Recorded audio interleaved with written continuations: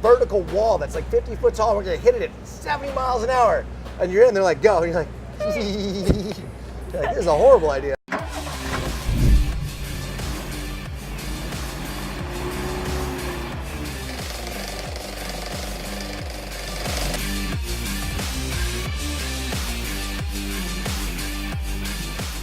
This is what they call a supercar. It's built to keep you in and to make you safe. Unfortunately, it's very hard to get in. This is breakable, don't touch. Grab left hand here, left foot here, right hand here, and then you can step right in, right foot first. Okay, you're sure you're okay with me getting in here? Of course. Okay, you just sound the alarms if I do something or touch Just something don't wrong. hit the little red button. That is the fire extinguisher, and you will be covered in foam. What little red button? No, don't worry about it.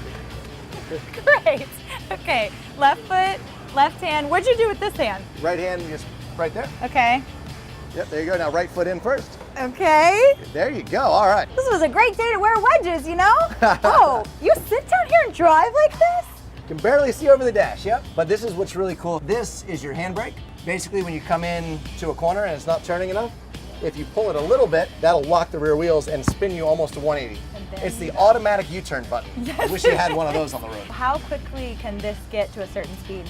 Well, so 0 to 100 kilometers an hour, which is basically 0 to 60 in 1.8 seconds. Car is absolutely unbelievable. And now it only tops out about 130 miles an hour, but it gets there exceptionally quick. I feel like I'm in a spaceship. This car burns through tires so fast, in about 10 minutes, the tires will be all the way down to the threads. That's how much spinning it'll be doing while we're out there on the course. Wow, that is impressive. Travis, it is truly an honor to get to sit in your car. Let's go for just maybe a lap, shall we? Let's do it. I'll drive. All right. Okay. It is so exciting to be sitting down with you. It has been such an exceptional year. No, this year's just been amazing. Started off over in Australia with the Nitro Circus Live Tour, and then came out with a brand new movie with action figures too, and then straight into the Evel Knievel. Literally lived a day in the boots of one of the greatest icons and stunts. So what a whirlwind, and congratulations, that went so well. How did it feel? it was good. Well, with that kind of motorcycle, I mean, jumping that heavy of a bike, a V-twin 750, more power than I ever really had on two wheels. We had an awesome opportunity with the History Channel to basically go and say, what were some of the most iconic things that Evel Knievel did? He said, well, you got to do the Greyhound buses. So jump 16 Greyhound buses, and then 52 cars, and then the Caesar's Palace Fountain is probably the most infamous, if not the most iconic stunt location in the world. And to get a chance to jump that was just a dream come true. Felt like a little kid again. Would you say that's one of the coolest things you've ever done? It honestly was. I mean, both of my parents were out there, I had my little girls out there, my wife was there, and just really giving tribute to the guy that started action sports was an honor. When did you know that you wanted to get into all this?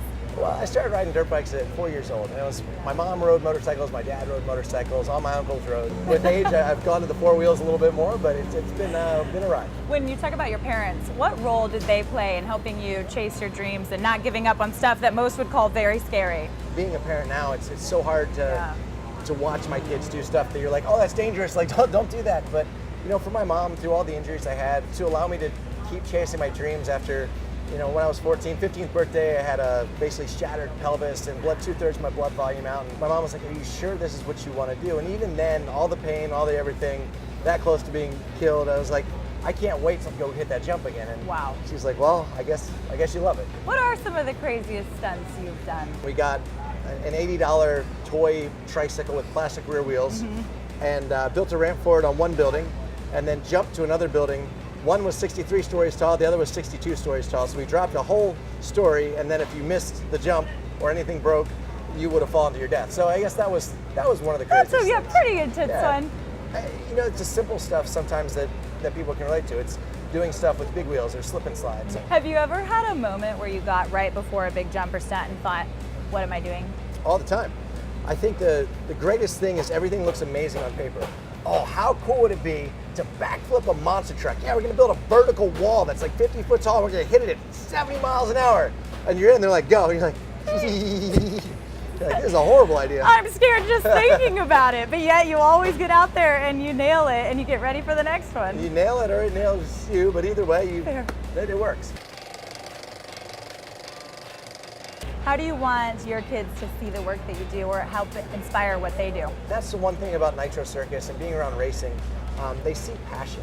They see myself and my wife, who's a professional skateboarder. You know, we wake up every morning and we love our job. Just for them to see that passion and how much we love every day of life and every minute of it, instead of, oh, I got to go to work. It's like, oh, when do we get to go to work? Yes. You know, so it's kind of cool. That's an incredible zest for life. What about Austin? How does it stack up on the different cities you get to go to?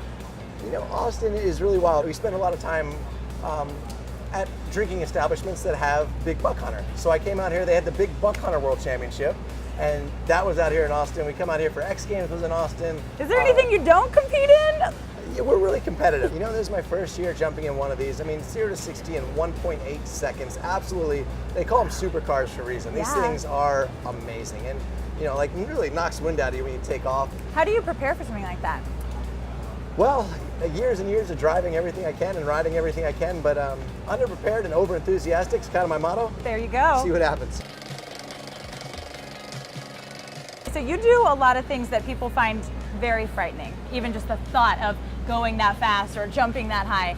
So we wanted to give you maybe a few other scenarios that would scare the average person and see how they stack up. You say things are gnarly, so we're gonna say it's either gnarly or no way. Gnarly like yes, and gnarly no way like too far. Does that sound good? Yeah, okay. Because gnarly can be positive, right? Can be anything. Perfect, Yeah, and it's gnarly. It's a great adjective. Go swimming with sharks. I would try to say no way, but when you're with our group of friends, you just get pushed right in. Singing in front of people. Sure. What's your go-to song? I got friends in low places. Riding a horse. No way. There's no off switch. What about stuck in a room full of spiders? Gnarly. Changing a diaper. Yeah, I'm a father. That You can do that yeah, in your simple. sleep. Be surrounded by clowns in a haunted house. Yeah, no way. That's what scares you. Why would you do that to yourself? Like there's You could say that about so many things. Clowns, huh? clowns is a lose-lose all the way around. To eat insects. I'll eat anything, but curry, I had a bet on curry one time. Ooh, that was a bad month. Like literally 2 weeks of just, that was the worst injury I've ever had. This is a curry-free zone.